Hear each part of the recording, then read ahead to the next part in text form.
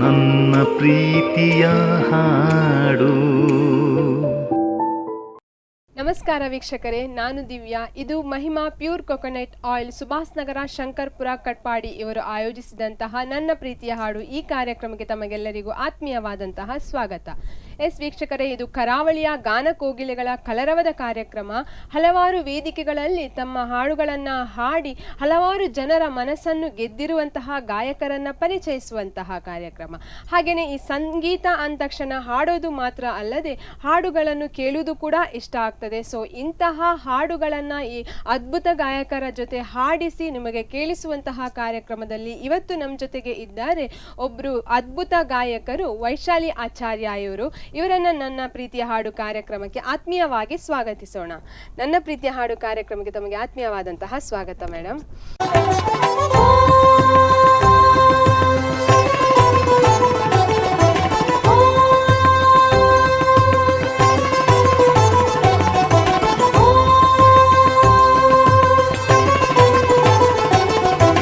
ಓಂಕಾರನಾದ ಪ್ರಿಯ ಹೀ ಗಣಪ,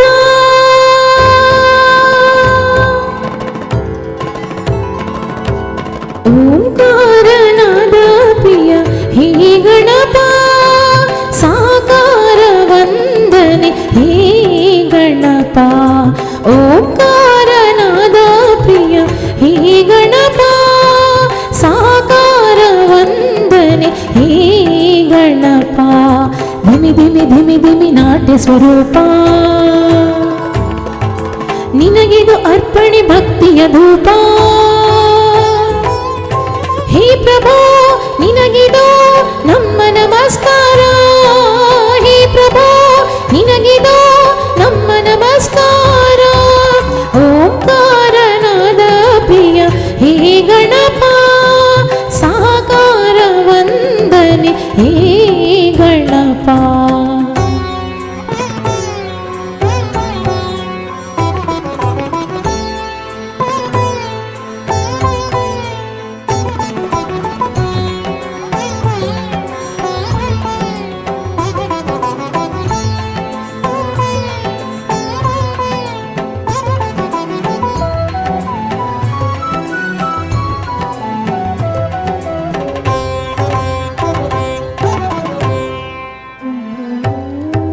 ನಗುಮೊಗದಿಂದ ಜಗವನ್ನು ನೋಡುತ್ತ ಮಂದಹಾಸದಲ್ಲಿ ಕುಳಿತಿಹ ದೇವ, ಅಭಯ ಹಸ್ತವ ನೀಡಿ ಚೈತನ್ಯ ನೀಡುವ ಭವ್ಯ ಮೂರ್ತಿ ಹೇ ಗಣನಾಥ.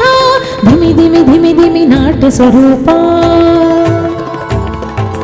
ನಿನಗಿದು ಅರ್ಪಣೆ ಭಕ್ತಿಯ ಧೂಪ.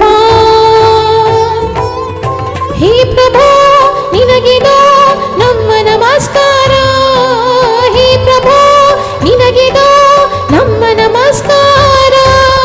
ಓಂಕಾರನಾದ ಪ್ರಿಯ ಹೇ ಗಣಪ, ಸಾಕಾರ ವಂದನೆ ಹೇ ಗಣಪ.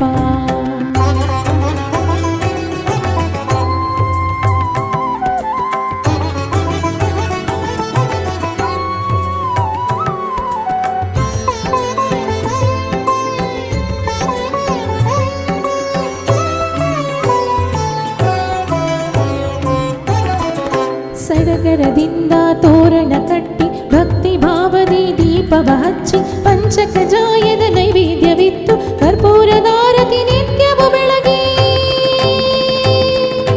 ಸಡಗರದಿಂದ ತೋರಣ ಕಟ್ಟಿ ಭಕ್ತಿ ಭಾವದಿ ದೀಪವ ಹಚ್ಚಿ ಪಂಚಕಜಾಯದ ನೈವೇದ್ಯವಿತ್ತು ಕರ್ಪೂರದಾರತಿ ನಿತ್ಯವು ಬೆಳಗಿ.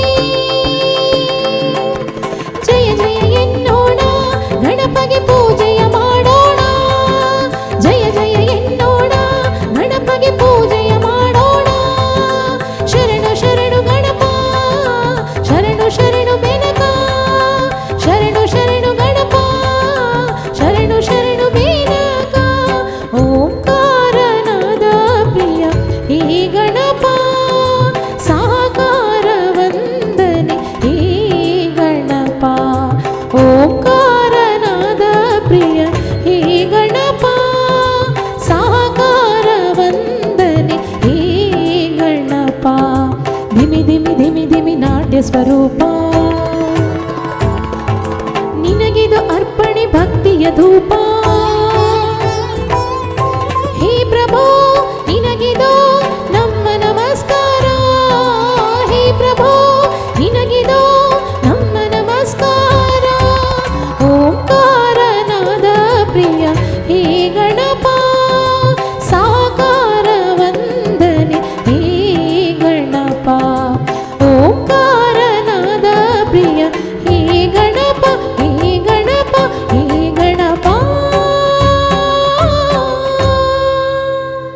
ಎಸ್, ನಾನು ಈಗಾಗಲೇ ನಿಮ್ಮ ಹೆಸರಿನ ಮೂಲಕ ನಮ್ಮ ವೀಕ್ಷಕರಿಗೆ ನಿಮ್ಮ ಒಂದು ಸಣ್ಣ ಪರಿಚಯವನ್ನ ತಿಳಿಸಿದೆ.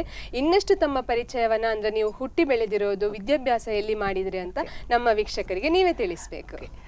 ನನ್ನ ಹೆಸರು ವೈಶಾಲಿ ಆಚಾರ್ಯ. ಪ್ರೆಸೆಂಟ್ಲಿ ಮಂಗಳೂರಲ್ಲಿ ಅಂದ್ರೆ ಕೋಟೆಕಾರಲ್ಲಿ ಇರುವಂತದ್ದು. ಸೊ ಹುಟ್ಟಿ ಬೆಳೆದದ್ದು ಪುತ್ತೂರಲ್ಲಿ. ಎಜುಕೇಶನ್ ಎಲ್ಲ ನಂದು ಕೋಟೆಕಾರ ಅಲ್ಲಿ ಸ್ಕೂಲಲ್ಲಿ. ಸೊ ಯೂನಿವರ್ಸಿಟಿಯಲ್ಲಿ ನಂದು ಡಿಗ್ರಿ ಕಂಪ್ಲೀಟ್ ಮಾಡಿದ್ದು. ಆಮೇಲೆ ನಾನು ಅದೇ ವರ್ಕ್ ಮಾಡ್ತಾ ಇದ್ದೆ, ಒಂದು 8 years ವರ್ಕ್ ಮಾಡಿದ್ದೇನೆ ಆಫ್ಟರ್ ಕಾಲೇಜ್ ಆದ್ಮೇಲೆ. ಸೊ ಅದರ ನಂತರ ಈಗ ಅಂತ ಹೇಳಿದ್ರೆ ಹೌಸ್ ವೈಫ್ ಆಗಿದೆ. ಕೊರೋನಾ ಬಂದ್ಮೇಲೆ ಸ್ವಲ್ಪ ಜಾಬ್ ಎಲ್ಲ ಆ ಕಡೆ ಆದ್ಮೇಲೆ. ಈಗ ಎಲ್ಲಿದ್ದೀರಾ ಆಫ್ಟರ್ ಮ್ಯಾರೇಜ್? ನೀವು ಮ್ಯಾರೇಜ್ ನಾನು ಮನೆಯಲ್ಲೇ, ನನ್ನ ಮನೆಯಲ್ಲೇ ಇರುವಂತದ್ದು. ಅಂದ್ರೆ ಅಮ್ಮ ನೀವು ಮ್ಯಾಂಗ್ಳೂರಲ್ಲಿ ಈಗ ಹೇಳಿದ್ರಿ, ಪುತ್ತೂರಲ್ಲಿ ನಿಮ್ಮ ಹುಟ್ಟಿದ್ದು ಪುತ್ತೂರಲ್ಲಿ. ಸೊ ಮ್ಯಾರೇಜ್ ಆಗಿ ಹೋದದ್ದು ಉಪ್ಪಳ. ಸೊ ಅಲ್ಲಿಂದ ಈಗ ಇಲ್ಲೇ ಇದ್ದೇನೆ ನಾನು ಸದ್ಯಕ್ಕೆ. ತಂದೆ ಎಕ್ಸ್ಪೈರ್ ಆದ್ಮೇಲೆ ನಾನು ಅಮ್ಮನ ಜೊತೆ ಇದ್ದೇನೆ, ನಾನು ಹಾಗೂ ಹಸ್ಬೆಂಡ್. ಸೊ ಹಾಗೆ ಈಗ ಹೌಸ್ ವೈಫ್ ಆಗಿದ್ದುಕೊಂಡು ಲೈವ್ ಅಂತ ಮಾಡ್ತಾ ಇದ್ದೇನೆ, ಫೇಸ್ಬುಕ್ ಲೈವ್. ಈಗ ನೀವು ಮನೆಯಲ್ಲಿ ಯಾರೆಲ್ಲ? ನೀವು ನಾನು, ಅಮ್ಮ ಹಾಗೂ ಅಲ್ಲ ನನ್ನ ತಂಗಿ ಇದ್ದಾರೆ, ಅವಳು ಬೆಂಗಳೂರಲ್ಲಿ ಇರೋದು, ಮದುವೆ. ಸೊ ನಾನು ಹಸ್ಬೆಂಡ್ ಹಾಗೂ ಅಮ್ಮ ಮೂವರು ಇದ್ದೀರಾ. ಅದೇ ರೀತಿ ಈ ಒಂದು ಸಂಗೀತ ಅನ್ನೋದು ಎಲ್ಲರಲ್ಲಿಯೂ ಬರೋದಿಲ್ಲ. ಈ ಒಂದು ಕಲೆ ಅಂದ್ರೆ ಆಯ್ಕೆ ಮಾಡಿ ಕೊಡ್ತಾರೆ ಆ ದೇವರು. ಎಲ್ರಿಗೂ ಕೂಡ ಇದು ಆಗೋದಿಲ್ಲ. ಅಂದ್ರೆ ಹಾಡ್ಲಿಕ್ಕೆ ಮನ್ಸು ಇದ್ರೂ ಕೂಡ ಒಂದು ಸ್ಕೇಲಲ್ಲಿ ಸಮಸ್ಯೆ ಆಗೋದಿರ್ಬೋದು, ಅಥವಾ ಹಾಡೋದ್ರಲ್ಲಿ ಏನಾದ್ರೂ ಸಮಸ್ಯೆ ಆಗೋದಿರ್ಬೋದು. ಹಾಗೆ ಎಲ್ಲ ಸಂಗೀತವನ್ನ ಅಲ್ಲಲ್ಲೇ ಬಿಟ್ಟಿರ್ತಾರೆ. ಸೊ ಇಂತಹ ಒಂದು ಅದ್ಭುತವಾದಂತಹ ಕಲೆ ಆ ದೇವರು ನಿಮ್ಗೂ ಕೂಡ ಕೊಟ್ಟಿದ್ದಾರೆ. ಸೊ ಇದ್ರ ಬಗ್ಗೆ ನಿಮ್ಗೆ ಏನ್ ಅನಿಸುತ್ತೆ? ಆಕ್ಚುಲಿ ನಾನಂದ್ರೆ ಹಾಡ್ತಾ ಇರ್ಲಿಲ್ಲ ಸಣ್ಣದಿರ್ಬೇಕಾದ್ರೆ, ಭಜನೆ ಮಾತ್ರ. ಸಣ್ಣದಿರ್ಬೇಕಾದ್ರೆ ಭಜನೆ ಎಲ್ಲರ ಮನೆಯಲ್ಲಿ ನಾರ್ಮಲ್ ಇರ್ತದೆ. ಸೊ ಹಾಗೆ ಸ್ಕೇಲ್ ಬಗ್ಗೆ ನಂಗೆ ಗೊತ್ತಿಲ್ಲ. ಅಂದ್ರೆ ನನ್ನ ತಂಗಿ ಅವಳು ಒಂದು 15 years ಆಯ್ತು ಸಂಗೀತ ಕಲಿಯೋದು. ಸೊ ಹಾಗೆ ನಾ ಭಜನೆ ಹಾಡುವಾಗ ಮಿಸ್ಟೇಕ್ ಆದ್ರೆ ಅವಳು ಹೇಳೋದು ಈ ತರ ಆಡ್ಬೇಡ, ಹಾಗೆ ಕರೆಕ್ಷನ್ ಮಾಡ್ತಾ ಇದ್ಲು. ಸೊ ಹಾಗೆ ಕೇಳುದಂದ್ರೆ ತುಂಬಾ ಇಷ್ಟ, ಸಾಂಗ್ಸ್ ಕೇಳುದಂದ್ರೆ ಹೈಯೆಸ್ಟ್ ನಾನು ಸಾಂಗ್ಸ್ ಕೇಳ್ತಾ ಇದ್ದೆ. ಹಾಗೆ ತಂದೆಯವರು ಕೂಡ ಮೊದಲೆಲ್ಲ ಕ್ಯಾಸೆಟ್ ಬರ್ತಿತ್ತಲ್ವಾ, ಸೊ ಅದನ್ನ ಹಾಕಿ ಸಾಂಗ್ಸ್ ಕೇಳೋದು ಸಣ್ಣದಿರುವಾಗಲ್ಲ. ಅದು ಕೇಳಿ ನಮ್ಗೆ ಅಭ್ಯಾಸ. ಹೌದು, ರೀಲ್ ಕ್ಯಾಸೆಟ್ ಮತ್ತೆ ಚೇಂಜ್ ಮಾಡೋದು ಸಾಂಗ್ ಅನ್ನ ವಾಪಸ್ ಇದು ಮಾಡಿದ ಇರೋದು. ಸೊ ಇದೇ ಅಭ್ಯಾಸ ಆಗೋಗಿತ್ತು. ಸೊ ಹಾಗೆ ಕೊರೋನಾ ಟೈಮಲ್ಲಿ ಏನಾಯ್ತು ಅಂತ ಹೇಳಿದ್ರೆ, ನನ್ನ ಫ್ರೆಂಡ್ ಸಜೆಸ್ಟ್ ಮಾಡಿದ, ಒಂದು ಸಾಂಗ್ಸ್ ಹಾಡುವಾಗ ಈ ತರ ಆಪ್ ಉಂಟು, ಸ್ಮ್ಯೂಲ್ ಆಪ್ ಅಂತೆಲ್ಲ ಬರ್ತದೆ ಇವಾಗ, ಸ್ಟಾರ್ ಮೇಕರ್ ಎಲ್ಲ. ಸೊ ಅದ್ರಲ್ಲಿ ಒಂದು ಟ್ರೈ ಮಾಡಂತ.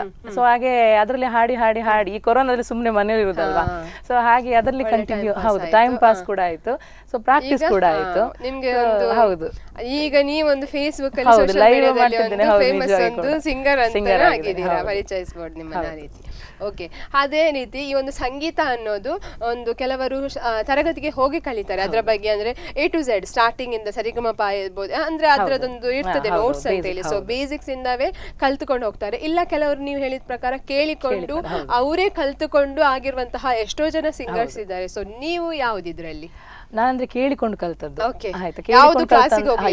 ಸಂಗೀತ ಕ್ಲಾಸ್ ಇಲ್ಲ, ಗುರುಗಳಂತ ಇಲ್ಲ. ಕರೆಕ್ಷನ್ ಅಂದ್ರೆ ಅದೇ ಗುರುಗಳಂತ ಅವಳನ್ನೇ ಹೇಳ್ಬೋದು.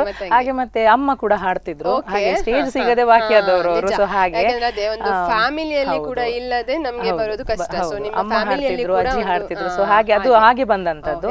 ತಂಗಿ ಅಂದ್ರೆ ಸಣ್ಣದ್ರಿಂದಲೇ ಅವಳು ಒಂದು ಮೂರನೇ ಕ್ಲಾಸ್ ಇರುವಾಗಲೇ ಅವಳು ಕಂಟಿನ್ಯೂ ಮಾಡಿದ್ರು. ಸೊ ಆದ ಕಾರಣ ನಾನು ಎಂತ ಸಾಂಗ್ ಇದ್ರು ಕರೆಕ್ಷನ್ಸ್ ಫಸ್ಟ್ ಅವಳೇ ಮಾಡ್ತಿದ್ಲು. ಅಂದ್ರೆ ಎಲ್ಲಿಯಾದ್ರೂ ಪಿಚ್ ಅಥವಾ ನೋಟ್ ಏನಾದ್ರೂ ಮಿಸ್ಟೇಕ್ ಆಗಿ ಅವಳು ಹೇಳ್ತಾ ಇದ್ಲು. ಸೊ ಈಗ ಒಂದು ಅವಳೇ ಹೇಳ್ತಾಳೆ ಪರ್ಫೆಕ್ಟ್ ಉಂಟು. ಅವರು ಕೂಡ ಎಲ್ಲ ಒಂದು ಇದು ಕಾರ್ಯಕ್ರಮಕ್ಕೆಲ್ಲ ಅವಳು ಹೈಯೆಸ್ಟ್ ಕಾರ್ಯಕ್ರಮ ಹೋಗ್ತಿದ್ಲು. ಇವಾಗ ಬೆಂಗಳೂರಲ್ಲಿ ಕ್ಲಾಸಸ್ ಮಾಡ್ತಾ ಇದ್ದಾಳೆ. ಅದೇ ಈ ಒಂದು ಸಂಗೀತ ಕಲ್ತ್ರೆ ಏನು ವೇಸ್ಟ್ ಆಗೋದಿಲ್ಲ. ಇವನ್ ನಿಮ್ಗೆ ಸ್ಟೇಜ್ ಸಿಗ್ಲಿಲ್ಲ ಅಂದ್ರೂ ಕೂಡ ನೀವು ಇನ್ನೊಬ್ಬರಿಗೆ ಟೀಚ್ ಮಾಡುವಂತಹ, ಈಗ ನನ್ಗೆ ಅದು ಫೀಲ್ ಕಲಿಬೇಕಿತ್ತು. ಪರವಾಗಿಲ್ಲ, ಯಾಕೆಂದ್ರೆ ನೀವು ಇವಾಗ ನಿಮ್ಮ ಒಂದು ಮನಸ್ಸಿಗೋಸ್ಕರ, ನಿಮ್ಮ ಖುಷಿಗೋಸ್ಕರ ನೀವು ಮಾಡ್ತಾ ಇದ್ದೀರಾ. ನನ್ನ ಓನ್ ವೇ ನಾನೇ ಕ್ರಿಯೇಟ್ ಮಾಡ್ಕೊಂಡು ಹಾಗೆ. ಅದೇ ನಾವೊಂದು ಕ್ಲಾಸಿಗೆ ಹೋಗಿ ಕಲ್ತ್ರೆ ಅಟ್ಲೀಸ್ಟ್ ಇನ್ನೊಬ್ಬರಿಗೆ ಕಲಿಸುವಂತಹ ಧೈರ್ಯ ಬರ್ತದೆ. ಸೊ ಇದು ಕೂಡ ಕಲಿಸಬಹುದು, ಕಲಿಸಬಾರ್ದು ಅಂತ ಏನಿಲ್ಲ. ನಿಮ್ಗೆ ಗೊತ್ತಿದ್ದಷ್ಟು ಇನ್ನೊಬ್ಬರಿಗೆ ನೀವು ಹೇಳಿಕೊಡ್ಬಹುದು.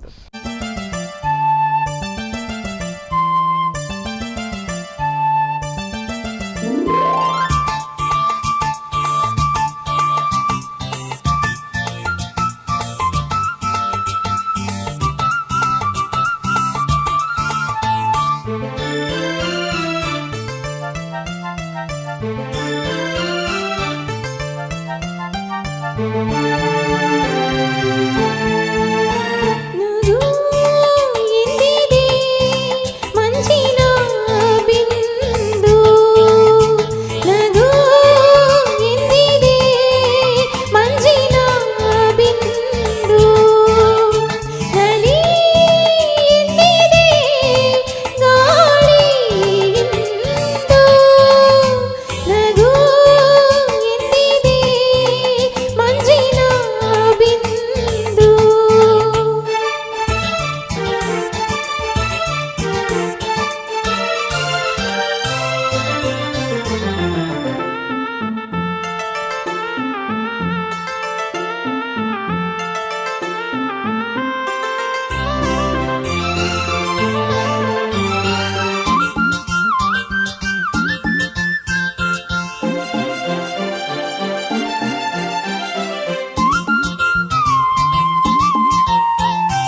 ಚಿಲಿಪಿಲಿ ಎಂದು ಹಕ್ಕಿಯು ಹೇಳಿದೆ ಈಗ ಬಾಬಾ ಜೊತೆಯಲ್ಲಿ ಕೂಡಿ ನಮ್ಮಂತೆ ಹಾರು ನೀ ಬೇಗ ಬಾಬಾ ಹಾರಲು ಆಗದೆ ಸೋತಿರಲು ಗಾಳಿಗೆ ಗೆಳೆಯನು ಬೇಕಿರಲು ಬಯಸಿದೆ ಹರಸಿದೆ ನಾ ಕಂಡೆ ಈಗಲಿನ ನನ್ನ ಸ್ನೇಹಿತನ ಇದೇ ನಗುವ ಮನದ ಸ್ಪಂದ ಸವಿ ಮಧುರ ಮಮತೆ ಬಂಧ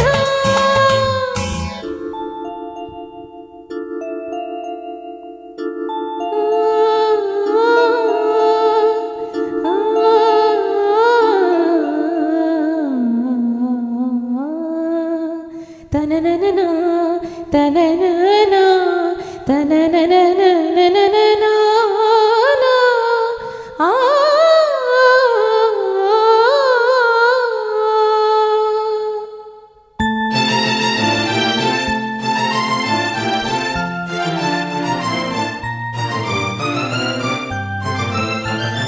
ಹಾಡುವ ಬಾಬಾ ನದಿಯಲ್ಲಿ ಕೊಡುವುದು ಜಾಗ ಈಗ ಕುಣಿಯುವ ಬಾಬಾ ಮಳೆ ಹನಿ ತರುವುದು ತಾಳ ಮೇಳ ಪ್ರಕೃತಿಯು ಬರೆದ ಕವನವಿದು ಮಮತೆಯ ಸೊಗಸಿನ ಪಲ್ಲವಿಯು ಸುಂದರ ಸ್ನೇಹವಿದು ಇಂಥ ಅನುಬಂಧ ಎಂಥ ಆನಂದ ಇದೇ ನಗುವ ಮನದ ಸ್ಪಂದ ಸವಿ ಮಧುರ ಮಮತೆ ಬಂಧ ಇದೇ ನಗುವ ಮನದ ಸ್ಪಂದ. ಎಸ್ ಹಾಗೇನೆ ಈ ಒಂದು ಕಾರ್ಯಕ್ರಮಗಳಲ್ಲಿ ಎಷ್ಟೊಂದು ಕಾರ್ಯಕ್ರಮ ಕೊಟ್ಟಿರ್ಬೋದು ಅಂದ್ರೆ ಈಗ ಲೈವ್ ಶುರುವಾಣ ಮೊದಲು ಒಂದು 5-6 ಕಾರ್ಯಕ್ರಮಕ್ಕೆ ಹೋಗಿದ್ದೇನೆ. Stage ಅಲ್ಲಿ ಒಂದು ಕಾಲಂಜಲಿ ಕ್ರಿಯೇಷನ್ಸ್ ಅಂತ ಅವ್ರದ್ದು ನವರಾತ್ರಿ ಟೈಮ್ ಅಲ್ಲೆಲ್ಲ ಡಿವೋಷನಲ್ ಗೆ ಕರೀತಾ ಇದ್ರು. ಸೊ ಆವಾಗ ಹೋಗ್ತಾ ಇದ್ದೆ, ಮತ್ತೆ ಆರ್ಕೆಸ್ಟ್ರಾಕ್ಕೆ ಹೋಗ್ತಾ ಇದ್ದೆ. ಅದರ ನಂತರ ಅದೇ ಈಗ ಸ್ವಲ್ಪ ಸೀಸನ್ ಕಮ್ಮಿ ಆಗುವಾಗ ಮತ್ತೆ ಏನ್ ಮಾಡೋದು ಅಂದ್ರೆ ಲೈವ್ ಥ್ರೂ ಹೋದ್ಮೇಲೆ ಉಂಟಲ್ಲ, ಸೊ ಇವಾಗ ಸ್ವಲ್ಪ ಲೈವ್ ಅಂತ ಹೋದ್ಮೇಲೆ ಸೊ ಲೈವ್ ಇದ್ರಲ್ಲಿ ಹೋಗ್ತಾ ಇದ್ದೇನೆ. ಈಗ ಸ್ಟೇಜಿಗೆ ಸ್ವಲ್ಪ ಕಮ್ಮಿ. ಸೊ ಇದ್ರಲ್ಲಿ ನಿಮ್ಗೆ ಏನ್ ಬೆನಿಫಿಟ್? ಇವಾಗ ನೀವೊಂದು ಫೇಸ್ಬುಕ್ ಅಲ್ಲಿ ಲೈವ್ ಮಾಡ್ತೀರಾ, ಈ ಒಂದು ಸೋಷಿಯಲ್ ಮೀಡಿಯಾದ ಬಗ್ಗೆ ನೀವು ಹೆಚ್ಚಾಗಿ ಅದರಲ್ಲಿ ಹಾಡ್ತೀರಾ. ಸೊ ಇದ್ರ ಬಗ್ಗೆ ನನಗೆ ಕೇಳ್ಬೇಕು ನಿಮ್ಗೆ, ಈ ಸೋಷಿಯಲ್ ಮೀಡಿಯಾ ಅನ್ನೋದು ನಿಮ್ಮ ಪ್ರಕಾರ ಎಷ್ಟು ಒಳ್ಳೇದು? ಇದ್ರಲ್ಲಿ ಏನಾದ್ರೂ ಬೆನಿಫಿಟ್ಸ್ ಇದೆಯಾ ನಿಮ್ಗೆ? ಅಂದ್ರೆ ಈಗ ನನ್ನ ಪ್ರಕಾರ ಅಂದ್ರೆ ಈಗ ಆರ್ಕೆಸ್ಟ್ರಾಕ್ಕೆ ನಾವು ಹೋದ್ರೆ ಅಥವಾ ಸ್ಟೇಜಿಗೆ ಹೋದ್ರೆ ಸೊ ಒಂದು ಎಷ್ಟು ಆಡಿಯನ್ಸ್ ಇರ್ತಾರೆ, ಸೊ ಅವರಿಗೆ ಮಾತ್ರ ಒಬ್ಬ ಸಿಂಗರ್ ಅನ್ನು ಪರಿಚಯ ಇರ್ತದೆ ಅಲ್ವಾ. ಸೊ ಈಗ ಇಂಥವರೊಬ್ರು ಹಾಡ್ತಾ ಇದ್ರೆ ಮತ್ತೆ ಅವ್ರು ಹೊರಗಡೆ ಹೋಗುವಾಗ ಮರಿತಾರೆ. ನನ್ನ ಪ್ರಕಾರ ನನ್ನ ಥಿಂಕಿಂಗ್ ಹಾಗೆ ನಾ ಹೇಳ್ತಾ ಇರೋದು. ಹೊರಗಡೆ ಹೋಗುವಾಗ ಅವ್ರ ಹೆಸರು ಯಾರು ಗೊತ್ತಿರುದಿಲ್ಲ, ಬಟ್ ಫೇಮಸ್ ಯಾರಾದ್ರೂ ಆದ್ಮೇಲೆ ಇವರು ಅಂತ ಸಿಂಗರ್ ಗೊತ್ತಾಗ್ತದೆ. ಬಟ್ ಲೈವ್ ಅಂತ ಬಂದ್ಮೇಲೆ ನಾವು ಫಸ್ಟ್ ಹೌದು ಒಂದು 10 ಲೈವ್ ಆಗೋ ತನಕ ಸ್ವಲ್ಪ ನಮ್ಗೆ ಫಾಲೋವರ್ಸ್ ಆಗುವವರೆಗೆ ಮಾತ್ರ. ಅಲ್ಲಿಂದ ನಂತರ ನಮ್ಗೆ ಆಲ್ ಓವರ್ ಕರ್ನಾಟಕ ನೀವು ಎಲ್ಲಿ ನಾವು ಲೈವ್ ಆನ್ ಮಾಡುವಾಗ ಸಹ ಎಲ್ಲಿಂದ ಎಲ್ಲ ನೋಡ್ತಾರೆ. ಅಂದ್ರೆ ಔಟ್ಸೈಡ್ ಕಂಟ್ರೀಸ್ ಇಂದ ಕೂಡ, ಗಲ್ಫ್ ಕಂಟ್ರೀಸ್ ಇಂದ ಕೂಡ ನೋಡ್ತಾರೆ. ಇವಾಗ ನಿಮ್ಗೊಂದು ಎಷ್ಟು ಫಾಲೋವರ್ಸ್ ಇದ್ದಾರೆ? ಇವಾಗ 19,000 ಇದ್ದಾರೆ ಸದ್ಯಕ್ಕೆ. ಅಂದ್ರೆ ಸ್ವಲ್ಪ ಫೇಸ್ಬುಕ್ ಇಶ್ಯೂಸ್ ಇರೋದ ಕಾರಣ ಸ್ಟಕ್ ಆಗಿ ಉಂಟು. ಸೊ ಅದಕ್ಕಿಂತ ಮೊದಲು ಫುಲ್ ಫಾಸ್ಟ್ ಆಗಿ ಇವಾಗ ಜಾಸ್ತಿ ಫೇಸ್ಬುಕ್ ಅಂತ ಜಾಸ್ತಿಯಾಗಿ ಇನ್ಸ್ಟಾಗ್ರಾಮ್ ಯೂಸ್ ಮಾಡುವವರೇ ಜಾಸ್ತಿ ಇರೋದು. ನಾನಂದ್ರೆ ಲಿಂಕ್ ಕೊಟ್ಟಿರೋ ಕಾರಣ ಸೊ ಎರಡು ಕಡೆ ಲಿಂಕ್ ಆಗಿ ಹೋಗ್ತಾ ಇದೆ. ಹೌದು. Very nice. ಎಸ್ ವೀಕ್ಷಕರೇ, ವೈಶಾಲಿ ಆಚಾರ್ಯ ಇವರನ್ನು ಇನ್ನಷ್ಟು ಮಾತಾಡಿಸೋಣ. ಇವಾಗ ನಮ್ಮ ಈ ಕಾರ್ಯಕ್ರಮದಲ್ಲಿ ವಿರಾಮವನ್ನು ತೆಗೆದುಕೊಳ್ಳೋಣ. ನನ್ನ ಪ್ರೀತಿಯ ಹಾಡು. ವಿರಾಮದ ನಂತರ ಮತ್ತೆ ನನ್ನ ಪ್ರೀತಿಯ ಹಾಡು ಕಾರ್ಯಕ್ರಮಕ್ಕೆ ಆತ್ಮೀಯವಾದಂತಹ ಸ್ವಾಗತ.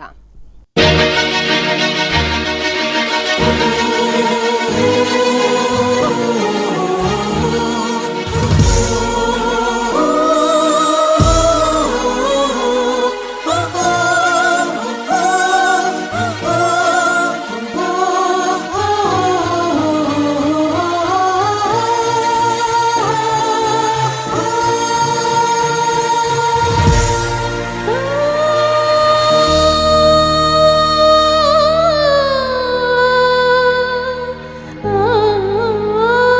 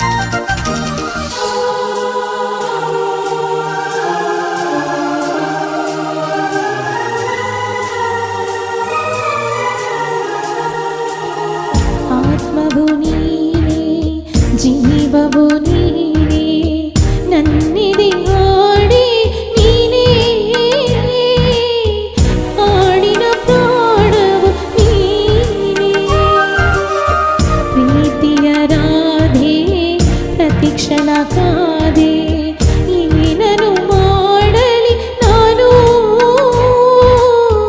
ಯಾರಿಗೆ ಹೇಳಲಿ ಇನ್ನು ಗೋಪಾಲ ಗೋಪಿ ಕೃಷ್ಣ ಮಾಯಾವಿ ಮಾಯ ಕೃಷ್ಣ ನೀನಿರದೆ ನಾನಿಲ್ಲ ನೀ ಬರದೆ ಬಾಳಿಲ್ಲ ಮಾಧವ ಮುಕುಂದ ದೇವಾ ಬೇಗ ಬಾರಿ ಬೇಗ ಬಾ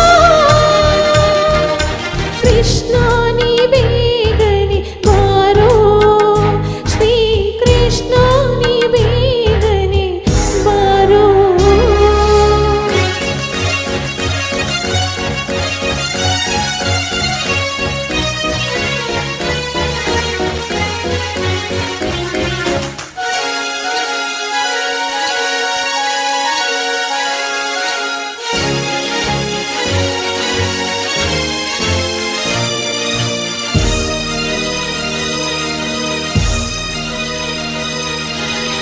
ಜನನವು ನೀನೇ ಮರಣವು ನೀನೇ ನನ್ನಿದೆ ಧ್ಯಾನವು ನೀನೇ ಧ್ಯಾನದ ಪ್ರಣತಿಯು ನಾನೇ ಬೆಳಗುವೆ ದೀಪ ತೋರಿಸು ರೂಪ ಇಂದಿಗೆ ಬರುವೆಯು ನೀನು ಎನ್ನುತ್ತ ಕಾಯುವೆ ನಾನು ಗೋಪಾಲ ಗೋಪಿ ಕೃಷ್ಣ ಮಾಯಾವಿ ಮಾಯ ಕೃಷ್ಣ ನೀನಿರದೆ ನಾನಿಲ್ಲ ನೀ ಬರದೆ ಬಾಳಿಲ್ಲ ಕೇಶವ ಜನಾರ್ದನ ಬಾ ಬೇಗ ಬಾರಿ ಬೇಗ ಬಾ ಕೃಷ್ಣ ನೀ ಬೇಗನೆ ಬಾರೋ ಶ್ರೀ ಕೃಷ್ಣ ನೀ ಬೇಗನೆ ಬಾರೋ ಈ ರಾಧೆಯ ಕೂಗು ನೀ ಕೇಳಲಿಲ್ಲವೇನು ಈ ರಾಧೆಯ ಕೂಗು ನೀ ಕೇಳಲಿಲ್ಲವೇನು ವಾಸುದೇವ ವೇಣುಗೋಪಾಲ ಕೃಷ್ಣ ಬಾರಿ ಬೇಗ ಬಾ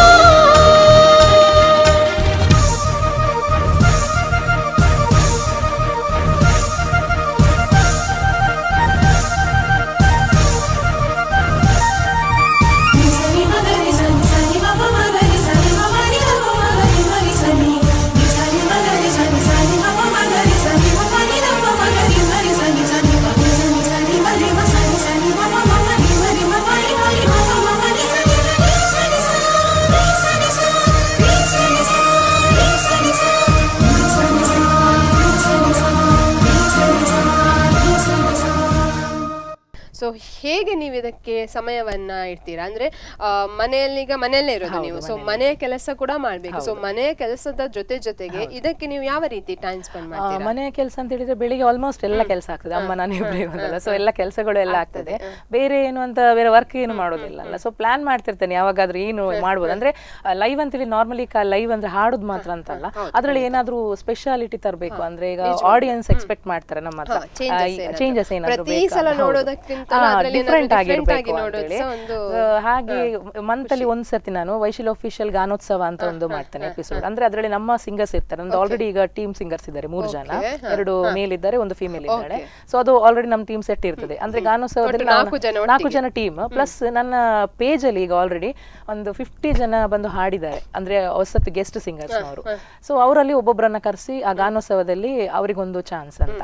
ಸೊ ಹಾಗೆ ಹೊಸ ಗಾಯಕರಿಗೆ ಕೂಡ ಚಾನ್ಸ್ ಅನ್ನ ಕೊಟ್ಕೊಂಡು ಈ ತರ ಮಾಡ್ಕೊಂಡು ಹೋಗುದು. ಅದು ನನ್ಗೀಗ ಎದ್ದು ಬೋರ್ ಆಗ್ತದೆ ಅಂತ ಆದ್ರೆ 2 ಗಂಟೆಗೆ ಹೋಗಿ ಕುತ್ಕೊಂಡು ಲೈವ್ ಮಾಡ್ತೇನೆ ನಾನು. ಹಾಗೆ ಆ ತರ. ಬಟ್ ನೀವು ಇವಾಗ ಮಾಡ್ತೀರಲ್ಲ ಲೈವ್ ಎಲ್ಲಿ ನಿಮ್ಮ ಮನೆಯಲ್ಲಿ? ಇಲ್ಲ, ನಂದು ಸ್ಟುಡಿಯೋ ಇದೆ ಮನೆಯಿಂದ ಸ್ವಲ್ಪ ಹೊರಗಡೆ, ಶಾಪ್ ಇದೆ ಒಂದು, ಅಲ್ಲಿ ಒಂದು ಸ್ಟುಡಿಯೋದಾಗೆ ಮಾಡಿದ್ದೀರಾ. ಸೊ ಎಲ್ಲ ಅಲ್ಲಿ ಸೆಟ್ಟಿಂಗ್ಸ್ ಇದೆ ಎಲ್ಲ. ಅಂದ್ರೆ ಸ್ವಲ್ಪ ಡಿಸ್ಟರ್ಬೆನ್ಸಸ್ ಇರೋದಿಲ್ಲ ಮನೆಯಲ್ಲಿ, ಆರಾಮ್ಸೆ ಯಾರು ಹೌದು ಆ ಕಡೆ ಈ ಕಡೆ ಬರ್ತಾರೆ ಅಂತ ಏರಲ್ಲ. ನಾವು ಹೋದ್ರೆ ಕುತ್ಕೊಂಡಲ್ಲಿ ನಿಮ್ಮಷ್ಟಕ್ಕೆ ನೀವು ಮಾಡಬಹುದು. Very nice.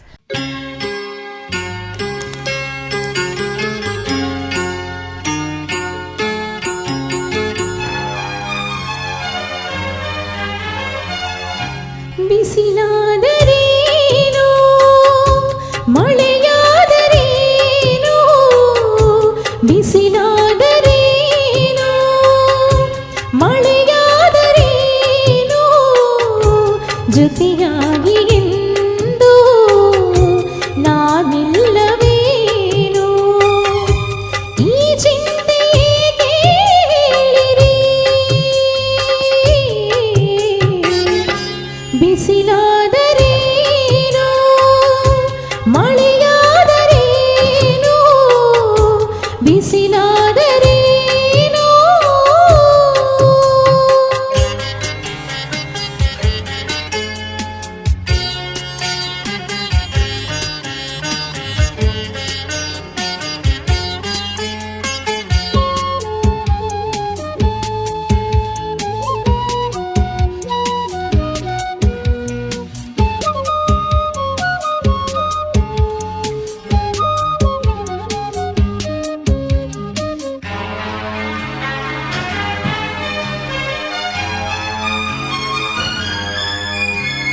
ಬೆಂಕಿ ಮಳೆಯಾದರೇನು ಸಿಡಿಲು ಗುಡುಗಾದರೇನು ಬೆಂಕಿ ಮಳೆಯಾದರೇನು ಸಿಡಿಲು ಗುಡುಗಾದರೇನು ನಾನೆಂದು ಭಯವ ಪಡಲಾರೆನಲ್ಲ ನೀವಿರಲು ಸಾಲದೇನು ಸಿಳಿವ ಸುಳಿಯಾದರೇನು ನೆಲವೇ ಬಾಯ್ಬಿಟ್ಟರೇನು ಈ ಬಾಳು ಎಂದು ಹೋರಾಟ ತಾನೆ ಬಿಡಿ ಇನ್ನು ಚಿಂತೆಯನ್ನು ಕೊರಗದೆ ನಡುಗದೆ ನಲ್ಲ ನಗಬಾರದೇನು ಬಿಸಿಲಾದರೇನು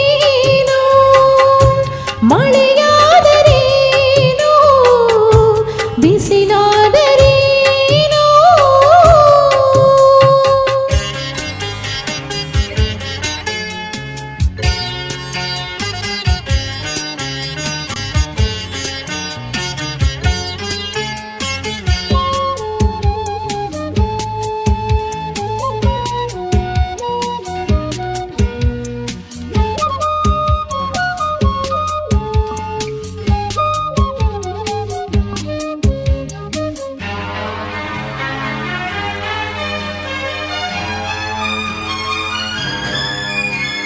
ಸಿರಿಯಾನ ಬೇಡಲಿಲ್ಲ ಸುಖವಾನ ಕೇಳಲಿಲ್ಲ ಸಿರಿಯಾನ ಬೇಡಲಿಲ್ಲ ಸುಖವಾನ ಕೇಳಲಿಲ್ಲ ಎಂದೆಂದು ನೀವು ನಗು ನಗುತ್ತಲಿರಲು ಅದಕ್ಕಿಂತ ಹರುಷವಿಲ್ಲ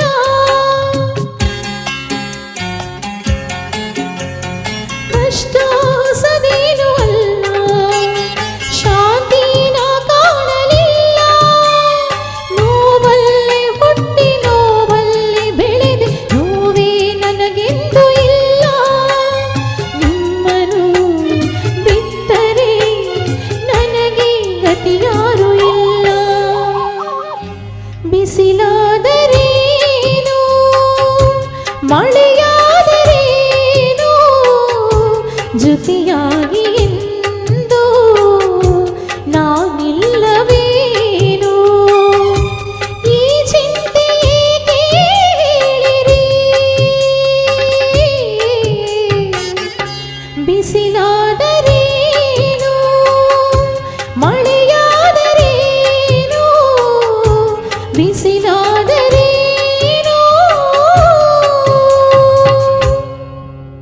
ಹಾಗೇನೆ ಒಂದು ಗಾಯಕರಿಗೂ ಕೂಡ ಅವರದೇ ಆದಂತಹ ಒಂದು ಫೇವ್ರೆಟ್ ಸಾಂಗ್ ಅಂತ ಇರ್ತದೆ. ಈಗ ವೆರೈಟೀಸ್ ಆಫ್ ಸಾಂಗ್ಸ್ ಇದೆ, ಭಜನೆ ಇರ್ಬೋದು ಅಥವಾ ಫೋಕ್ ಸಾಂಗ್ಸ್ ಇರ್ಬೋದು, ಫಿಲ್ಮ್ ಸಾಂಗ್ಸ್, ಹಿಂದಿ, ಆ ರೀತಿ ವೆರೈಟೀಸ್ ಆಫ್ ಸಾಂಗ್ಸ್ ಇದೆ. ಸೊ ನೀವು ಇಷ್ಟಪಡುವಂತಹ ಗೀತೆ ಯಾವುದು? ನಾನು ಇಷ್ಟಪಡೋದಂದ್ರೆ ಒಂದು ಎಸ್ ಜಾನಕಿ ಅವರು ಹಾಡಿರುವಂತಹ ಗೀತೆ ಉಂಟು, ಪಲ್ಲವಿ ನಗು ಎಂದು. ಸೊ ನನಗೆ ತುಂಬಾ ಇಷ್ಟದ ಗೀತೆ ಅದು. ವಿದೌಟ್ ಟ್ರ್ಯಾಕ್ ಈಗ ಹಾಡ್ಬೋದಾ ನೀವೊಂದು 2 ಲೈನ್ಸ್?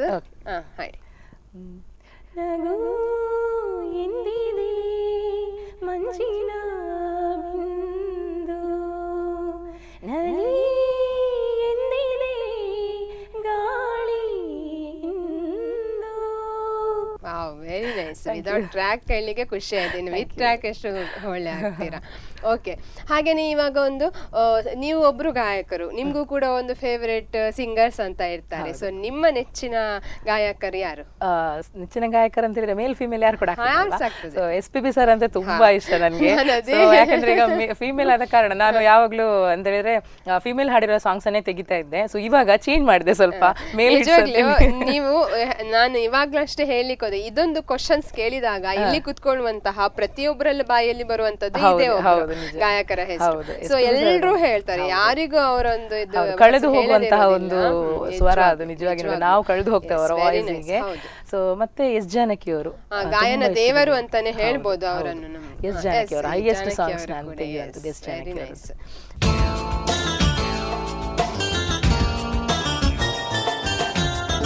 ವಂದನೆ ವಂದನೆ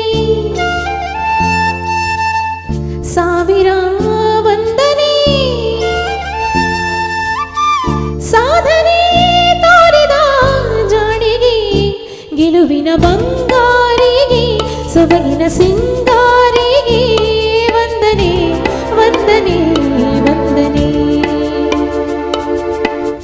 ವಂದನೆ ವಂದನೆ, ಸಾವಿರ ವಂದನೆ, ಸಾಧನೆ ತೋರಿದ ಜಾಣಿಗೆ, ಗೆಲುವಿನ ಬಂಗಾರಿಗೆ, ಸೊಬಗಿನ ಸಿಂಗಾರಿಗೆ ವಂದನೆ ವಂದನೆ ವಂದನೆ.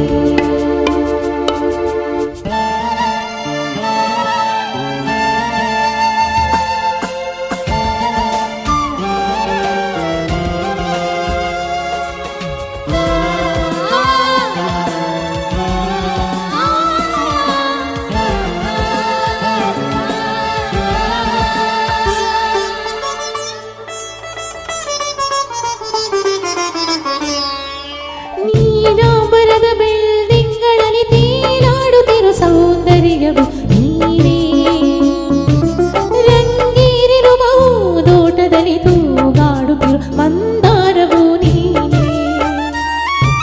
ನೀಲಾಂಬರದ ಬೆಳ್ದಿಂಗಳಲ್ಲಿ ತೇಲಾಡುತ್ತಿರು ಸೌಂದರ್ಯವು ನೀನೇ, ರಂಗೇರಿರುವ ದೋಟದಲ್ಲಿ ತೂಗಾಡುತ್ತಿರು ಮಂದಾರವು ನೀನೇ. ಮೋಹಾಂಗನೇ ನೀನು, ರಾಗಾಂಕಿತ ನಾನು, ಓ ಶೋಭನೆ ನೀಲಾಂಜನೆ ಅಭಿವಂದನೆ ವಂದನೆ ವಂದನೆ, ಸಾವಿರ ವಂದನೆ, ಸಾಧನೆ ತೋರಿದ ಜಾಣಿಗೆ, ಗೆಲುವಿನ ಬಂಗಾರಿಗೆ, ಸೊಬಗಿನ ಸಿಂಗಾರಿಗೆ ವಂದನೆ ವಂದನೆ ವಂದನೆ.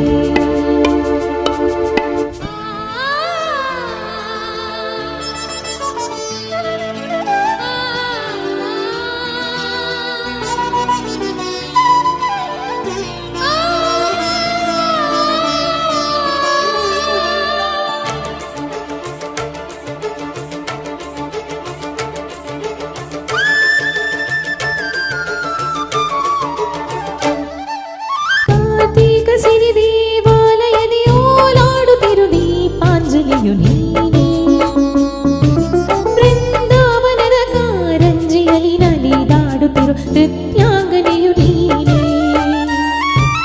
ಕಾರ್ತೀಕ ಸಿರಿ ದೇವಾಲಯದಿ ಓಲಾಡುತ್ತಿರು ದೀಪಾಂಜಲಿಯು ನೀನೇ, ಬೃಂದಾವನದ ಕಾರಂಜಿಯಲ್ಲಿ ನಲಿದಾಡುತ್ತಿರು ನೃತ್ಯಾಂಗನೆಯು ನೀನೇ. ಸಿರಿಯವ್ವನೇ ನೀನು, ಅಭಿಮಾನಿಯೋ ನಾನು, ಓ ಶೋಭನೆ ಪ್ರೇಮಾಂಗನೆ ಅಭಿವಂದನೆ ವಂದನೆ ವಂದನೆ, ಸಾವಿರ ವಂದನೆ, ಸಾಧನೆ ತೋರಿದ ಜಾಣಿಗೆ, ಗೆಲುವಿನ ಬಂಗಾರಿಗೆ, ಸೊಬಗಿನ ಸಿಂಗಾರಿಗೆ ವಂದನೆ ವಂದನೆ ವಂದನೆ.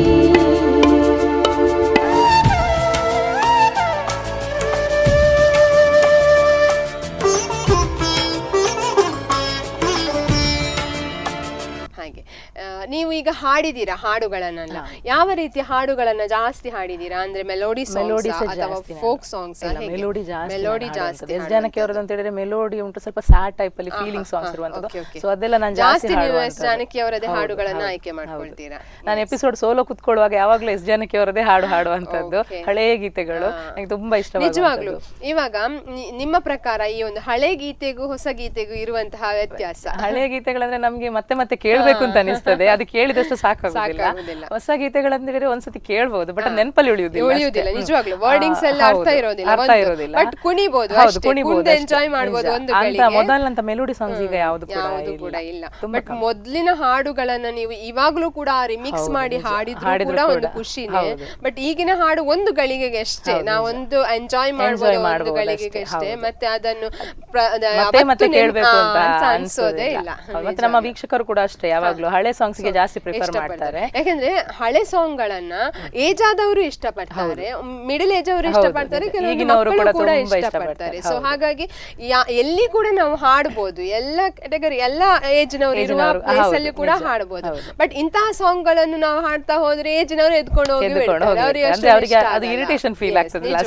ಹಾಗೆ ಅನ್ಸುತ್ತೆ. ಎಸ್ ವೀಕ್ಷಕರೇ, Mahima pure coconut oil Subhas Nagar Shankarpura ಇವರು ಆಯೋಜಿಸಿದಂತಹ ನನ್ನ ಪ್ರೀತಿಯ ಹಾಡು ಕಾರ್ಯಕ್ರಮದಲ್ಲಿ ಪುಟ್ಟದೊಂದು ವಿರಾಮವನ್ನು ತೆಗೆದುಕೊಳ್ಳೋಣ. ನನ್ನ ಪ್ರೀತಿಯ ಹಾಡು. ವಿರಾಮದ ನಂತರ ಇವತ್ತಿನ ಗಾಯಕರಾಗಿರುವಂತಹ ವೈಶಾಲಿ ಆಚಾರ್ಯ ಇವರ ಜೊತೆ ಮಾತುಕತೆಯನ್ನ ಮುಂದುವರಿಸೋಣ.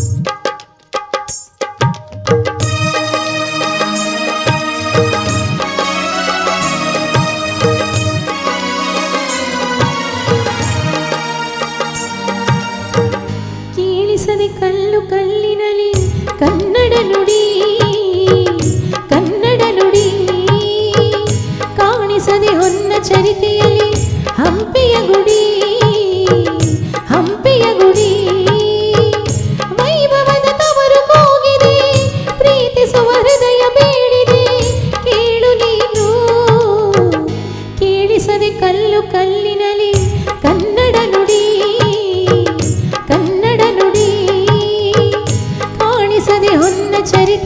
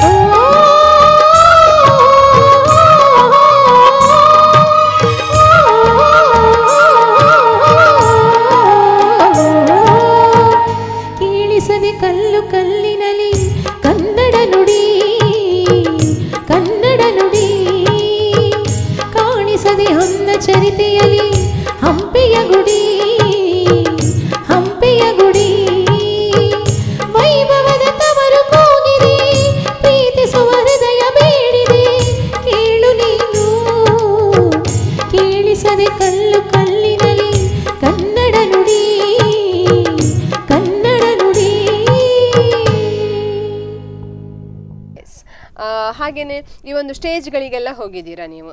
ಈ ಒಂದು ಸ್ಟೇಜ್ ಕಾರ್ಯಕ್ರಮಗಳಲ್ಲಿ ಹೋದಾಗ ನಿಮ್ಗೆ ಒಂದು ಯಾವತ್ತಾದ್ರೂ ಎಲ್ಲಿಯಾದ್ರೂ ಒಂದು ಒನ್ಸ್ ಮೋರ್ ಹೇಳಿದಂತಹ ಘಟನೆ ನಡೆದಿದ್ಯಾ?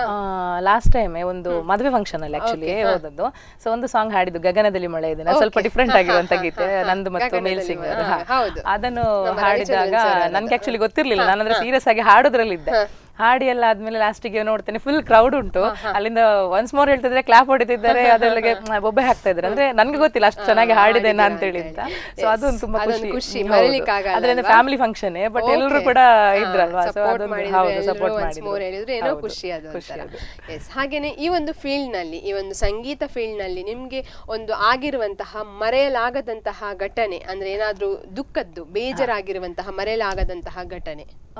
ದುಃಖದಂತ ಹೇಳಿದ್ರೆ ಅದೇ, ನಾನಂದ್ರೆ ಫಸ್ಟ್ ಲೈವ್ ಶುರು ಮಾಡುವಾಗ ನಮ್ ಜೊತೆ ನನ್ನ ಫ್ರೆಂಡ್ಸ್ ಕ್ಲೋಸ್ ಆಗಿದ್ರು, ನಮ್ಮೊಟ್ಟಿಗೆ ಇರ್ತಾ ಇದ್ರು. ಸೊ ಸಡನ್ ಆಗಿ ಮಿಸ್ಅಂಡರ್ಸ್ಟ್ಯಾಂಡಿಂಗ್ ಆಗಿ ದೂರ ಆದ್ರು. ಮತ್ತೆ ಸಿಂಗಲ್ ಆದೆ ನಾನು ಒಂದು ಟೈಮ್ ಫುಲ್. ನಾನು ಲೈವ್ ನ ಇದ್ರಲ್ಲಿ ಅಂದ್ರೆ ನಂಗೆ ಹೇಗೆ ಮಾತಾಡೋದು ಅಂತೆಲ್ಲ ಸ್ವಲ್ಪ ಸ್ಟಾರ್ಟಿಂಗ್ ಅಲ್ಲಿ ಗೊತ್ತಿರ್ಲಿಲ್ಲ. ಸೊ ಸ್ಟಾರ್ಟಿಂಗ್ ಅಲ್ಲಿ ಫುಲ್ ನಾನು ಒಬ್ಳೆ ಬ್ಲಾಂಕ್ ಆದೆ, ನಾನು ಎಂತ ಮಾಡುದು ಅಂತೇಳಿ. ಸೊ ಮತ್ತೆ ಸಹ ಆಯ್ತು, ಯಾಕೆ ಇದ್ರಲ್ಲಿ ಇಳಿದ ಮೇಲೆ ನಾನು ಅದ್ರಲ್ಲಿ ಎಂತ ನೀರಲ್ಲಿ ಬಿದ್ದ ಮೇಲೆ ಈಜಾಡ್ಲೇಬೇಕಂತ ಹೇಳ್ತಾರಲ್ಲ, ಹೌದು. ಸೊ ಅದ್ರಲ್ಲಿ ನಂತರ ನಾನು ಗೆಸ್ಟ್ ಸಿಂಗರ್ಸ್ ಅನ್ನ ಹಾಕ್ಲಿಕ್ಕೆ ಶುರು, ಅದೊಂದು ನಂಗೆ ತುಂಬಾ ಬೇಜಾರ್ನ ವಿಷಯ. ಸೊ ಈಗ್ಲೂ ಕೂಡ ಮಾತಾಡೋದಿಲ್ಲ, ಸೊ ಅದೊಂದು ಸ್ವಲ್ಪ ಬೇಜಾರು. ಅಷ್ಟೇ ಈ ಒಂದು ಫೀಲ್ಡ್ ಅಲ್ಲಿ. ಎಸ್, ಹಾಗೇನೆ ಈ ಒಂದು ಫೀಲ್ಡ್ ಅಲ್ಲಿ ನಿಮ್ಗೆ ಆಗಿರುವಂತಹ ಒಂದು ಮರೆಯಲಾಗದ ತುಂಬಾನೇ ಖುಷಿ ತಂದಿರುವಂತಹ ಘಟನೆ ಅಂದ್ರೆ ಅದೇ ಲೈವ್ ಅಂತ ಹೇಳುವಾಗ ನಿಮ್ಗೆ ಗೊತ್ತಿರ್ಬೋದು, ಅರವಿಂದ್ ವೇಕ್ಸ್ ಪೇಜ್ ಗೊತ್ತಿದೆ. ಸೊ ಅವರ ಪೇಜ್ ಅಲ್ಲಿ ಆಕ್ಚುಲಿ ನಾನು ಸ್ಟಾರ್ಟಿಂಗ್ ಅಲ್ಲಿ ಶುರು ಮಾಡಿದ್ದೆ ಲೈವ್ ಅಂತ. ಸೊ 3 ಎಪಿಸೋಡ್ ನಾನು ಅಲ್ಲಿ ಮಾಡಿದ್ದೇನೆ. ಸೊ ಆಮೇಲೆ ಸರ್ ಸಪೋರ್ಟ್ ಮಾಡಿದ್ರು, ನನಗೆ ಪೇಜ್ ಕ್ರಿಯೇಟ್ ಮಾಡಿ ಕೊಟ್ರು, ನೀವು ಒಂದು ನಿಮ್ದೇ ಲೈವ್ ಮಾಡಿ ಅಂತ. ಸೊ ಅವರ ಸ್ಟುಡಿಯೋ ಕೂಡ ಕೊಟ್ರು. 3 ಗಂಟೆ ನಾನು ಅಲ್ಲಿ ಲೈವ್ ಮಾಡ್ತಾ ಇದ್ದೆ. ಎವ್ರಿ ಸಂಡೇ ಒಂದೇ ಎಪಿಸೋಡ್ ಮಾಡ್ತಿದ್ದೆ, ಸಂಡೇ ಮಾತ್ರ. ಸೊ ಕಂಟಿನ್ಯೂ ಹಾಗೆ ನಡೀತಾ ಇತ್ತು. ಹಾಗೆ ಒಂದಿನ ಅವ್ರು ಹೇಳಿದ್ರು, ನೀವು ಸ್ವಂತ ಸ್ಟುಡಿಯೋ ಮಾಡ್ಬೋದಲ್ಲ ನಿಮ್ದೆ, ನೀವು ಮಾಡಿದ್ರೆ ನಿಮ್ಗೆ ಆರಾಮ್ಸೆ ಇನ್ನೂ ಸಹ ಅಂದ್ರೆ ಎಪಿಸೋಡ್ಸ್ ಜಾಸ್ತಿ ಕೊಡ್ಬೋದು. ಅಂದ್ರೆ ಇಲ್ಲಿಂದ ನಂಗೆ ಟ್ರಾವೆಲಿಂಗ್ ಒಂದು 30 ಕಿಲೋಮೀಟರ್ ಜಾಸ್ತಿ ನಮ್ಮ ಮನೆಯಿಂದ ಅವರ ಮನೆಗೆ. ಸೊ ಆದ್ರೂ ಹೋಗಿ ಬರ್ತಾ ಇದ್ದೆ ನಾನು. ಸೊ ಆದ್ರೂ ಕೂಡ ಮತ್ತೆ ಹಾಗೆ ಪ್ಲಾನ್ ಮಾಡ್ಕೊಂಡು ಲಾಸ್ಟ್ ಆಗಸ್ಟ್ ಅಲ್ಲಿ ನಾವು 1 ವಾರದಲ್ಲಿ ಎಲ್ಲ ರೆಡಿ ಮಾಡಿದ್ವಿ, ಸ್ಟುಡಿಯೋ ಮಾಡಿದ್ದೆ. ಸೊ ಆ ದಿನ ಒಂದು ನನ್ಗೆ ಅಂತ ಹೇಳಿದ್ರೆ ನನ್ನ ಕೈಯಲ್ಲಿ ನನ್ನ ಸ್ವಂತ ಸ್ಟುಡಿಯೋ ಉಂಟಂತ, ಯಾಕೆ ನಂದೊಂದು ಡ್ರೀಮ್ ಆಗಿತ್ತು. ಲೈವ್ ಹೋದ್ಮೇಲೆ ಅದನ್ನ ಕಂಟಿನ್ಯೂ ಮಾಡ್ಬೇಕು, ನಾ ಬಿಟ್ರೆ ನೋಡಿದವರು ಏನ ಅನ್ಕೊಳ್ತಾರೆ. ಸೊ ಹಾಗೆ ಎಲ್ಲ ಒಂದಿತ್ತು. ಸೊ ಈಗ ನನಗೆ ಅದು ಟೆನ್ಷನ್ ಇಲ್ಲ, ಯಾರು ಇಲ್ಲ ಅಂದ್ರು ನಾನು ಒಬ್ಳೆ ಕುತ್ಕೊಳ್ಬೇಕಾದ್ರೆ. ಯಾಕೆಂದ್ರೆ ಜೀವನ ಅಂದ ತಕ್ಷಣ ಒಂದು ಒಬ್ಬರ ಮೇಲೆ ಡಿಪೆಂಡ್ ಆಗೋದಲ್ಲ, ಅದೊಂದು ಟೈಮ್ ಡಿಪೆಂಡ್ ಆಗಿದೆ ನಿಜವಾಗ್ಲು. ಯಾಕೆಂದ್ರೆ ಕೆಲವರು ಇರ್ತಾರೆ ಡಿಪೆಂಡ್ ಅಲ್ಲೇ ಹೋಗ್ತಾರೆ, ಅದೇ ಅಭ್ಯಾಸ ಆಗಿಬಿಡುತ್ತೆ. ಬಟ್ ಡಿಪೆಂಡ್ ಆಗಿರೋದು ನನ್ ಪ್ರಕಾರ ಸರಿಯಲ್ಲ. ಯಾಕೆಂದ್ರೆ ಯಾವಾಗ ಯಾರು ನಮ್ ಜೊತೆ ಇರ್ತಾರೆ ಅನ್ನೋದು ಗ್ಯಾರಂಟಿ ಇರೋದಿಲ್ಲ. ಸೊ ಅಂತದ್ರಲ್ಲಿ ನಾವು ಒಬ್ಬರಾದ್ರೂ ಕೂಡ ನಾವೇನಾದ್ರೂ ಒಂದು ಸಾಧಿಸ್ತೇವೆ ಅನ್ನುವಂತ ಛಲ ನಮ್ಮಲ್ಲಿ ಇರ್ಬೇಕಷ್ಟೇ. ಎಸ್, ಹಾಗೇನೆ ನೀವೀಗ ಸ್ಟುಡಿಯೋ ಹಾಕಿದ್ರಿ ಅಂತ ಹೇಳಿದ್ರಿ ನಿಮ್ಮ ಮನೆ ಹತ್ರನೇ. ಸೊ ಈ ಒಂದು ಸ್ಟುಡಿಯೋ ನೀವು ಮಾಡ್ಬೇಕಂತಾದ್ರೆ ನಿಮ್ಗೆ ಒಂದು ಎಷ್ಟು ಅಂದ್ರೆ ಅದರ ಖರ್ಚು ಹಾಗೆಲ್ಲ ಎಷ್ಟು ಆಗಿರ್ಬೋದು, ಎಷ್ಟು ಖರ್ಚು ಬಂದಿದೆ? ಒಂದು 1.25 ಲಕ್ಷದ ಹತ್ರ ಆಗಿದೆ. ಎಲ್ಲ ಏನೆಲ್ಲ ಫೆಸಿಲಿಟಿ ಇದೆ ಅಲ್ಲಿ? ಫೆಸಿಲಿಟಿ ಅಂದ್ರೆ ನಾರ್ಮಲಿ ಎಲ್ಲ ನಮ್ಮ ಔಟ್ಸೈಡ್ ನಾವು ಹೇಗೆ ತಗೊಂಡ್ ಹೋಗ್ತೇವೆ, ಮಿಕ್ಸರ್ ಇರ್ಬೋದು, ಮೈಕ್ಸ್ ಇರ್ಬೋದು, ಸ್ಪೀಕರ್ ಇರ್ಬೋದು. ಸೊ ಎಲ್ಲ ಸ್ವಲ್ಪ ಕಾಸ್ಟ್ಲಿ ಇದೆ ತಗೊಂಡಿರುವಂತದ್ದು. ಅಂದ್ರೆ ಲೈಫ್ ಟೈಮಿಗೆ ನಾನು ಯೂಸ್ ಮಾಡ್ತೇನೆ. ಸೊ ಕಮ್ಮಿದಂತಲ್ಲ, ಸ್ವಲ್ಪ ಜಾಸ್ತಿ ಎಲ್ಲ ತಗೊಂಡಿದ್ದೇನೆ. ಮತ್ತೆ ರೂಮ್ ಅದೆಲ್ಲ ಆವಾಗ ಒಂದು ಚೆನ್ನಾಗಿ ಮಾಡಿದ್ದೇನೆ ಸ್ಟುಡಿಯೋ ಅಂತೇಳಿ. ಅಂದ್ರೆ ಕುತ್ಕೊಂಡ್ರೆ ಗೊತ್ತಾಗುದಿಲ್ಲ, ಲೈಟ್ಸ್ ಎಲ್ಲ ಫುಲ್ ಇದ್ ಮಾಡಿ.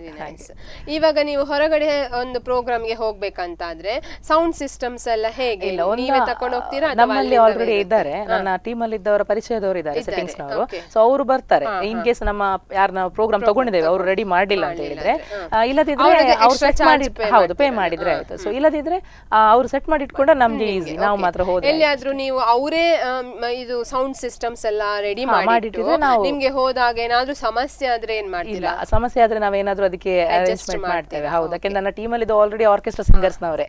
ಸೊ ಅವರಿಗೆ ನನ್ಕಿಂತ ಜಾಸ್ತಿ ಅವರಿಗೆ ಎಕ್ಸ್ಪೀರಿಯನ್ಸ್ ಉಂಟು. ಸೊ ಅದ ಕಾರಣ ಅವರೆಲ್ಲ ಹೆಲ್ಪಿಂಗ್ ಅಲ್ಲಿ ಇರ್ತಾರೆ.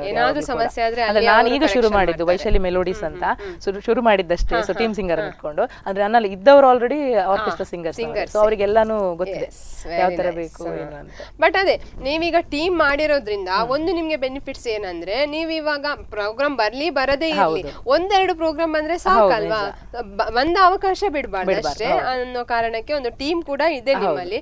ಬಟ್ ನಾನ್ ಕೇಳುದೇನಂದ್ರೆ, ನಿಮ್ಗೆ ಈಗ ಆರ್ಕೆಸ್ಟ್ರಾದಲ್ಲಿ ಹೋಗಿ ಹೋಗಿ ಹಾಡುವಂತದ್ದನ್ನು ಇಷ್ಟಪಡ್ತೀರಾ ಇಲ್ಲ ಫೇಸ್ಬುಕ್ ಲೈವ್ ಅನ್ನು ಇಷ್ಟಪಡ್ತೀರಾ? ಆರ್ಕೆಸ್ಟ್ರಾದಲ್ಲಿ ಹೋಗಿ ಹಾಡೋದಂದ್ರೆ ಅದೇ ನಾನು ಹೇಳಿದಾಗೆ ಅಲ್ಲಿದ್ದ ಆಡಿಯನ್ಸ್ಗೆ ನನಗೆ ಗೊತ್ತಾಗ್ತದೆ. ಬಟ್ ನನಗೆ ಈಗ ಅಂತ ಹೇಳಿದ್ರೆ ಲೈವ್ ಅಂದಾದ್ಮೇಲೆ ಆಲ್ಮೋಸ್ಟ್ ತುಂಬಾ ಹೊಸಬ್ರೆಲ್ಲ ಬರ್ತಾ ಇರ್ತಾರೆ ಡೈಲಿ ಲೈವ್ಗೆ. ಸೊ ಅವ್ರು ಮತ್ತೆ ಶೇರ್ ಮಾಡ್ತಾರೆ, ಸೊ ಅಲ್ಲಿಂದ ಮತ್ತೆ ಚೆನ್ನಾಗ್ತಾರೆ. ಅಂದ್ರೆ ಆಲ್ ಓವರ್ ಈಗ ಆಲ್ಮೋಸ್ಟ್ ಗೊತ್ತಿದೆ ವೈಶಾಲಿ ಅಫಿಷಿಯಲ್ ಅಂತ ಹೇಳುವಾಗ ಗೊತ್ತಾಗ್ತದೆ ಎಲ್ಲರಿಗೂ ಕೂಡ. ಹಾಗೇನೆ ಒಂದು ಗಾಯಕರಿಗಿರ್ಬೋದು, ಒಬ್ರು ಕಲಾವಿದರಿಗಿರ್ಬೋದು, ನಿಮ್ಮ ಪ್ರಕಾರ ಈ ಒಂದು ಅವಕಾಶ ಅನ್ನೋದು ಎಷ್ಟು ಇಂಪಾರ್ಟೆಂಟ್? ಅವಕಾಶ ಅಂತೇಳಿ ತುಂಬಾ ಮುಖ್ಯವಾಗಿರ್ತದೆ. ಎಲ್ರಿಗೂ ಅವಕಾಶ ಬರುವುದಿಲ್ಲ, ಬಟ್ ಯಾವ ಟೈಪ್ ಅಲ್ಲಿ ನಮ್ಗೆ ಆ ದೇವರು ಕೊಡ್ತಾರೆ ಆಪರ್ಚುನಿಟಿ, ಸೊ ಅದನ್ನ ಯೂಸ್ ಮಾಡ್ಕೊಂಡು ಹೋಗುವಂತದ್ದು ನಮ್ಗೆ. ಅಂದ್ರೆ ಈಗ ನನಗೆ ಆರ್ಕೆಸ್ಟ್ರಾಕ್ಕೆ ನಾ ವೇಟ್ ಮಾಡಿ ಕೂತ್ಕೊಂಡ್ರೆ ನನಗೆ ಎವ್ರಿ ಟೈಮ್ ಸಿಗ್ತದೆ, ವೇಟ್ ಮಾಡ್ಲಿಕ್ಕೆ ಆಗುದಿಲ್ಲ. ಬಟ್ ಲೈವ್ ಅಂತೂ ನಾನು ಯಾವಾಗ್ಲೂ ಮಾಡ್ಬೋದು, ಅದು ನನ್ನ ಹೌದು. ಯಾರು ಈಗ ಸಿಂಗರ್ಸ್ ನವರು ತುಂಬಾ ಜನ ಸಿಗ್ತಾರೆ, ವೇದಿಕೆ ಸಿಕ್ಕದವರು ಬರ್ತೇನೆ ಅಂತ ಹೇಳಿದ್ರೆ ನಾನು ಅವನಿಗೆ ಆಪರ್ಚುನಿಟಿ ಕೊಡ್ತೇನೆ. ಸೊ ಹಾಗೇನೆ ಒಂದು ಒಬ್ಬರಿಗೆ ಗಾಯಕರಿಗೆ ಅವರದೇ ಒಂದು ಸ್ಫೂರ್ತಿ ಅಂತ ಇರ್ತಾರೆ. ನಿಮ್ಗೆ ಸ್ಫೂರ್ತಿ ಆಗಿರೋದು ಯಾರು? ಸ್ಫೂರ್ತಿ ಅಂದ್ರೆ ನನ್ನ ಸಿಂಗಿಂಗಿಗೆ ಅಂದ್ರೆ ಇವರನ್ನು ಇವಾಗ ನೋಡಿ ನೀವು ಅವರ ತರನೇ ನಾನ್ ಕೂಡ ಆಗ್ಬೇಕು ಅನ್ನುವಂತಹ ಒಂದು ಭಾವನೆ ಬರ್ತದೆ. ಸೊ ಅದ ರೀತಿ ನಿಮ್ಗೆ ಈ ಸಂಗೀತದಲ್ಲಿ ಸ್ಫೂರ್ತಿ ಯಾರಾಗಿದೆ? ಸ್ಫೂರ್ತಿ ಅಂತ ಹೇಳಿದ್ರೆ ಅಮ್ಮನಿಗೊಂದು ಆಸೆ ಇತ್ತು ಸಿಂಗರ್ ಆಗ್ಬೇಕು ಅಂತ, ಬಟ್ ಅದು ಆಗ್ಲಿಲ್ಲ. ಸೊ ನಾನು ಶುರು ಮಾಡುವಾಗ ಅಮ್ಮನಿಗೆ ತುಂಬಾ ಖುಷಿ ಆಯ್ತು, ಸೊ ಇವಳು ಹಾಡ್ತಾ ಇದ್ದಾಳೆ ಅಂತ ಹೇಳಿ. ಸೊ ಆದ ಕಾರಣ ಅವರಿಗೊಂದು ಅದೊಂದು ಖುಷಿ, ಅಮ್ಮ ಒಂದು ಸ್ಫೂರ್ತಿ. ಹಾಗೆ ತಂಗಿ ಕೂಡ ಅವಳಿಗೆ ತುಂಬಾ ಸಪೋರ್ಟ್ ಮಾಡ್ತಾರೆ, ಮನೆಯಲ್ಲಿ ಎಲ್ಲರೂ ಸಹ ಅಷ್ಟೇ ಸಪೋರ್ಟ್ ಮಾಡ್ತಾರೆ ನನಗೆ. ಅದು ಹೌದು ಸಪೋರ್ಟ್. ಹಸ್ಬೆಂಡ್ ಕೂಡ ಅಷ್ಟೇ ಫುಲ್ ಸ್ಟುಡಿಯೋ ಸೆಟ್ಟಿಂಗ್ ಮಾಡಿ ಕೊಟ್ಟದೇ ನಂಗೆ ಅವರೇ. ಸೊ ಆದ ಕಾರಣ ಅವರು ಫುಲ್ ಸಪೋರ್ಟ್ ಇದ್ದಾರೆ, ಎಲ್ಲಿಗಿದ್ರು ಕರ್ಕೊಂಡು ಹೋಗ್ತಾರೆ ಬರ್ತಾರೆ. ಸೊ ಅದು ಇನ್ನಷ್ಟು ಸಪೋರ್ಟ್ ಅವರದ್ದು ನಿಮ್ಗೆ ಸಿಗ್ಲಿ, ಇನ್ನಷ್ಟು ಎತ್ತರಕ್ಕೆ ಬೆಳೀಲಿ, ಇನ್ನಷ್ಟು ಜನರಿಗೆ ನೀವು ಪರಿಚಯ ಆಗ್ಲಿ ಅಂತ ನಾವು ಹೇಳ್ತೇವೆ. ಹಾಗೇನೆ ಈ ಒಂದು ಫ್ಯಾಮಿಲಿಯಿಂದ ಬೇರೆ ನಿಮ್ಗೆ ಪ್ರೋಗ್ರಾಮ್ಗೆಲ್ಲ ಹೋಗ್ಬೇಕಂತಾದ್ರೆ ಯಾವ ರೀತಿ ಸಪೋರ್ಟ್ ಮಾಡ್ತಾರೆ? ಈಗ ದೂರ ರಾತ್ರಿಯಲ್ಲಿ ಆದ್ರೂ ಪ್ರೋಗ್ರಾಮ್ ಇದೆ, ಆ ರೀತಿ ನೀವು ಹೋಗ್ಬೇಕಂತ ತಕ್ಷಣ ಫ್ಯಾಮಿಲಿಯಲ್ಲಿ ಹೇಗೆ ಸಪೋರ್ಟಿವ್? ತೊಂದ್ರೆ ಇಲ್ಲ, ಯಾರು ಏನು ಹೇಳುದಿಲ್ಲ. ಹಸ್ಬೆಂಡ್ ಕರ್ಕೊಂಡು ಹೋಗ್ತಾರೆ, ಅವರು ವರ್ಕ್ ಅಲ್ಲಿ ಇದ್ರು ಕೂಡ ಇಲ್ಲಾಂದ್ರೂ ಕೂಡ ರಜೆ ಮಾಡಿ ಆದ್ರೂ ಕೂಡ ಬರ್ತಾರೆ ನನ್ನೊಟ್ಟಿಗೆ. ಕರ್ಕೊಂಡು ಹೋಗಿದ್ದಾರೆ ತುಂಬಾ, 2-3 ಪ್ರೋಗ್ರಾಮ್ ನೈಟ್ ಪ್ರೋಗ್ರಾಮ್ ಇದ್ರೆ ಆರ್ಕೆಸ್ಟ್ರಾ ಕರ್ಕೊಂಡು ಹೋಗಿದ್ದಾರೆ. ಹೌದು, ಎಸ್, ವೆರಿ ನೈಸ್. ಸೊ ಪ್ರತಿಯೊಬ್ರು ಕೂಡ ನಿಮ್ಗೆ ಸಪೋರ್ಟಿವ್ ಆಗಿದ್ದಾರೆ. ಸೊ ಹಾಗಾಗಿ ಟೆನ್ಷನ್ ಇಲ್ಲ, ನೀವು ನಿಮ್ಮ ಈ ಒಂದು ಸಂಗೀತದ ಜರ್ನಿಯನ್ನು ಇನ್ನಷ್ಟು ಮುಂದಕ್ಕೆ ತಕೊಂಡು ಹೋಗ್ಬೋದು. ತುಂಬಾನೇ ಖುಷಿ ಆಯ್ತು. ಸೊ ಇದೇ ರೀತಿ ಇನ್ನಷ್ಟು ಹೆಸರುಗಳನ್ನು ಮಾಡಿ ಇನ್ನಷ್ಟು ಪ್ರೋಗ್ರಾಮ್ ನಿಮ್ಗೆ ಸಿಗ್ಲಿ. ಹಾಗೇನೆ ನೀವು ಹೇಳಿದ್ರಿ ಇಂಟ್ರೆಸ್ಟ್ ಇರೋರಿಗೆ ನಾವು ಅವಕಾಶ ಕೊಡ್ತೇವೆ ಅಂತ ಹೇಳಿ. ಸೊ ಅದು ನಿಮ್ಮ ದೊಡ್ಡ ಮನಸ್ಸು. ಸೊ ಇನ್ನಷ್ಟು ಜನರಿಗೆ ನಿಮ್ಮ ಒಂದು ಈ ಒಂದು ಟೀಮ್ ಅಲ್ಲಿ ಅವಕಾಶ ಸಿಗ್ಲಿ, ಅವರ ಒಂದು ಪ್ರತಿಭೆಯನ್ನು ಕೂಡ ಅವರು ಪರಿಚಯಿಸುವಂತ ಆಗ್ಲಿ ಅಂತ ನಾವು ಹೇಳ್ತಾ ಇದ್ದೇವೆ.